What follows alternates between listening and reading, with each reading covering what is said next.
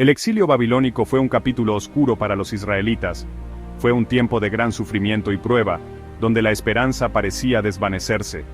Durante 70 largos años, soportaron el cautiverio en una tierra extranjera. Lejos de su hogar, vivieron bajo la opresión y la incertidumbre, añorando el día en que podrían regresar. La que alguna vez fue la vibrante ciudad de Jerusalén yacía en ruinas, su templo destruido. Las calles que antes resonaban con vida y alegría, ahora estaban desoladas y silenciosas. Sin embargo, incluso en medio de la desesperación, Dios no se había olvidado de su pueblo. Sus promesas seguían siendo un faro de esperanza en la oscuridad. Él había prometido restaurarlos a su tierra. Esta promesa era un recordatorio constante de que su sufrimiento no sería eterno. Los libros de Esdras y Nehemías cuentan la extraordinaria historia de esta restauración, un testimonio de la fidelidad inquebrantable de Dios. A través de estos relatos vemos cómo Dios movió los corazones de reyes y líderes para cumplir su propósito. Estos libros tienen dos propósitos principales. Primero, demuestran que Dios cumple sus promesas, sin importar cuán imposible parezca la situación. Nos enseñan que la fe en Dios puede superar cualquier adversidad. Segundo, destacan el papel crucial de los líderes piadosos para guiar y fortalecer al pueblo durante tiempos difíciles. Esdras y Nehemías fueron instrumentos de Dios, liderando con sabiduría y valentía. El camino hacia la restauración no fue fácil. Fue un viaje lleno de desafíos y pruebas que pusieron a prueba la fe y la determinación del pueblo. Estuvo marcado por obstáculos, oposición e incluso conflictos internos. Cada paso hacia la reconstrucción fue una batalla contra la adversidad. Sin embargo, a pesar de todo, la mano de Dios fue evidente, orquestando eventos y levantando individuos para cumplir su plan divino. Su presencia constante fue la fuerza que sostuvo al pueblo en su camino de regreso. La historia de la restauración de Israel es un poderoso recordatorio de que, con fe y perseverancia, incluso los tiempos más oscuros pueden transformarse en una nueva esperanza y un nuevo comienzo. Siglos antes del exilio, Dios le había prometido a Abraham que sus descendientes heredarían la tierra de Canaán. Esta promesa no era solo una simple declaración, sino un pacto sagrado que Dios había hecho con Abraham, un hombre de fe. A través de generaciones, esta promesa se mantuvo viva en los corazones de los descendientes de Abraham, incluso cuando enfrentaron tiempos difíciles y pruebas. A pesar de su infidelidad, Dios se mantuvo fiel a su palabra.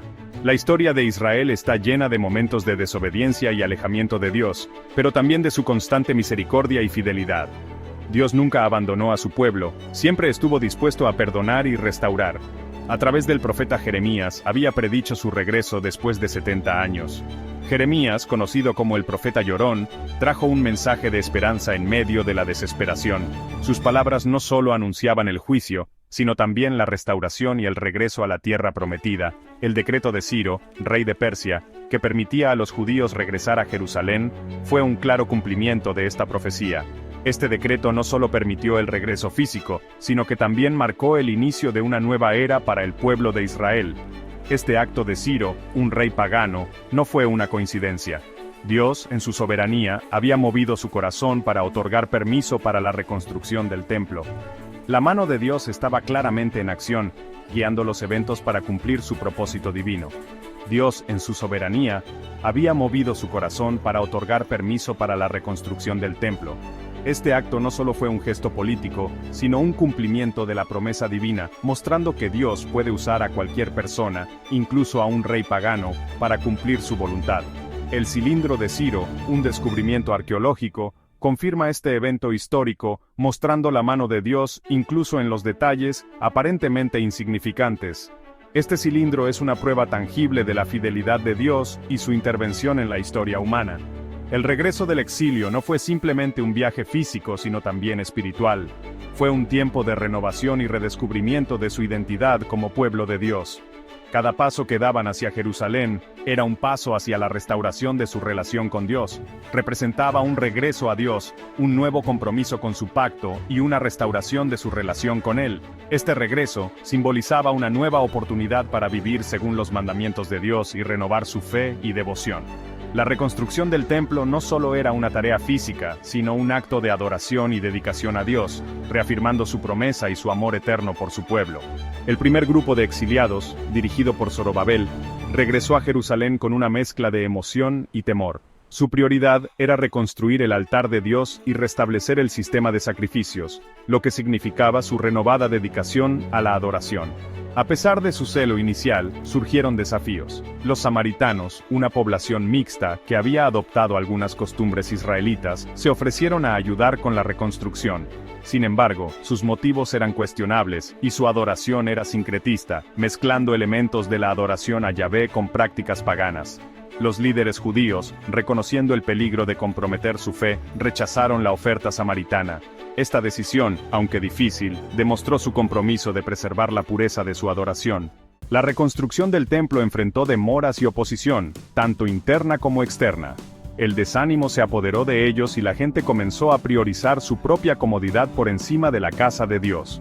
Fue durante este tiempo que Dios levantó a los profetas Ageo y Zacarías. Ellos transmitieron el mensaje de Dios, recordándole al pueblo sus prioridades y llamándolos al arrepentimiento. Sus palabras encendieron un renovado sentido de propósito. La gente reanudó la construcción y finalmente, después de años de trabajo, el templo se terminó. La finalización del templo marcó un hito importante en el proceso de restauración. Era un símbolo visible de la presencia de Dios entre ellos y un testimonio de su perseverancia. Sección 5. La misión de Esdras. La ley. Toma el centro del escenario. Décadas después de la finalización del templo, Esdras, un hábil escriba y sacerdote, llegó a Jerusalén.